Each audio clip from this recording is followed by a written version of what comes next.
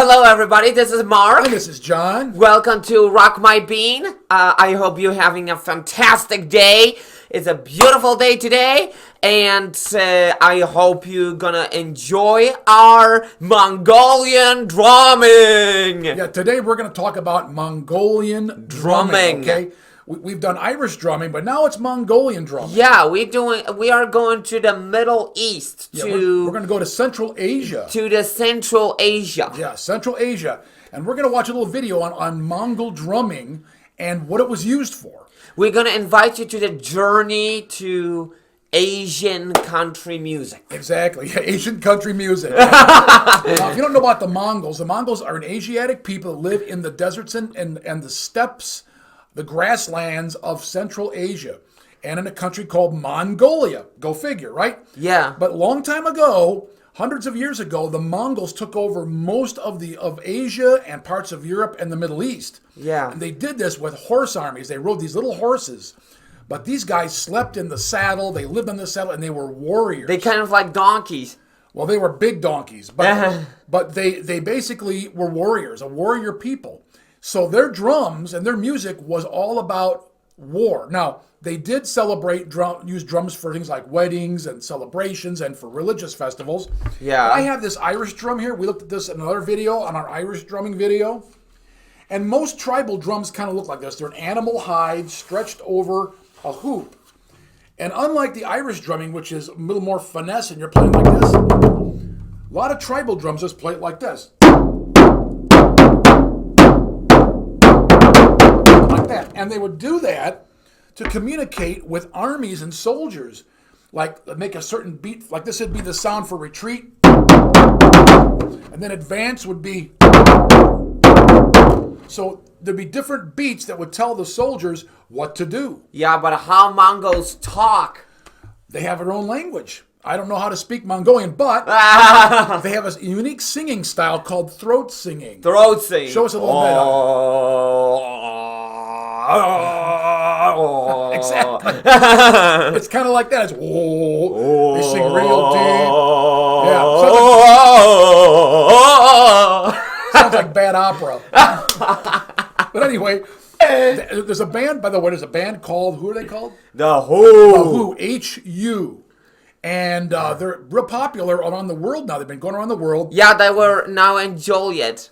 Yeah, they're right. They were in Illinois and a lot of other states, and they were basically touring the United States, touring Europe and the world. Yeah. Showing us what Mongolian drumming. And they're kind of like a heavy metal band, but they play Mongolian instruments. But they do play a regular drum set and electric guitar. Yeah. But then they add a Mongol guitar, which is like a big fiddle. And then they have these big special drums that look like this, but they're mounted on stands, and there's a guy that plays them like timpani. Yeah. So if you ever get a chance, get on YouTube and look at the Who, H-U. H-U. And they have a bunch of songs. One is Wolf Totem, I think. Wolf Totem. Wolf Totem.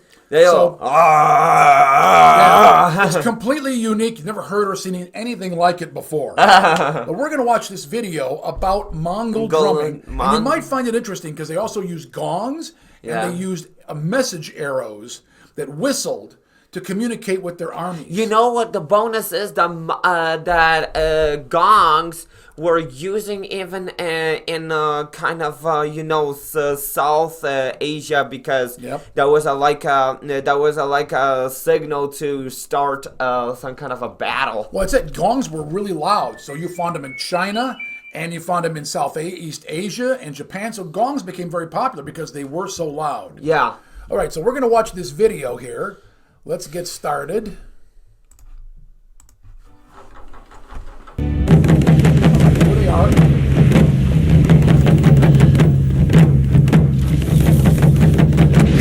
Whistling arrows. In the noise and confusion of battle, communications were vital. One solution was the use of message arrows. Signal arrows could be used to send messages to your own troops. Faster than a man, faster than a horse. It was the quickest way to communicate in the heat of battle. Whistling arrows were blunt, and most importantly, they announced their arrival. But they weren't just used to pass written messages. When shot in a volley, whistling arrows could be loud enough to signal to a small group of warriors, telling them both where and when to attack. On hearing the sound, they would gallop in and strike where the arrows landed. However, a much louder sound was required to sound the retreat or to communicate to the whole army. That was the job of the war drums. The Mongols also used gongs, and the combinations of drums and gongs gave the Mongols a wide array of signaling options. We do not know the exact rhythms they used, but basic commands could be conveyed with different percussive patterns. They enabled the Mongols to communicate with their own forces and strike fear into the enemy. They were the heartbeat of the Mongol army. Yes, it was.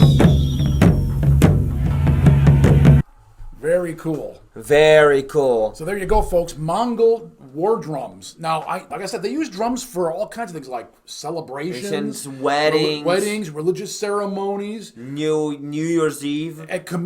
Maybe they did communicating with one another. But the Mongols were warriors first and foremost, so drums and instruments were used for fighting. Well, anyway, that's all we have for this. So what do you think of the Mongol drumming, Mark? Oh, Mongol drumming is really cool. Yeah. Especially their language. Yes. And especially their I could not exactly say their I could exactly say their culture, but the areas in Mongolia, they are very beautiful. Well, it's kind of a desert area with like rolling hills and no trees. Yeah. It's kind of forbidding, but the capital city is Ulaanbaatar. It's the only city I think they even have. Ulaanbaatar. Anyway, that's Mongol drumming. Now, it's interesting, if you look at their drums and look at Japanese drums, there's something similar. So it could be the Japanese drums got the big I think the tallest drums are Japanese because they're like similar to each other, like to Mongolian drums, but Mongolian drums are much more smaller than I'm gonna say Japanese drums. Right, and you know why that is? It's just like Chinese. Well, you know why the Mongols are smaller, their drums? Yes. Because they had to carry them on horseback. Well, the Japanese didn't do that. They just had these big drums in one place. So the Mongols had to carry them on horseback, so they couldn't be very big, or they wouldn't be able to move them but around. how do they... Japanese were like carrying those big drums? I think they had big mounted on animals where they could just move them like that. But a lot of times they were just sitting in one place, like they'd be on a hill, and the armies would be down here, and the guys would be bump, bump, bump, bump, bump, hitting the drums, and the armies could hear them. But the Mongols were always on the move, always on horseback. So their drums had to be carried, just like their yurts, which is their homes, and everything else they owned, on horseback, because they were nomadic people. And Mark is from Poland, and even in Poland, they have people called Tatars, and they're the descendants of the Mongols that used to live in that area. So it's very interesting.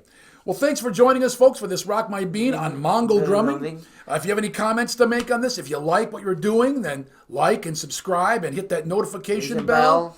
And as always, we look forward to seeing you again next time. We really support you. So thank you for coming. Bye-bye. Have a fantastic day.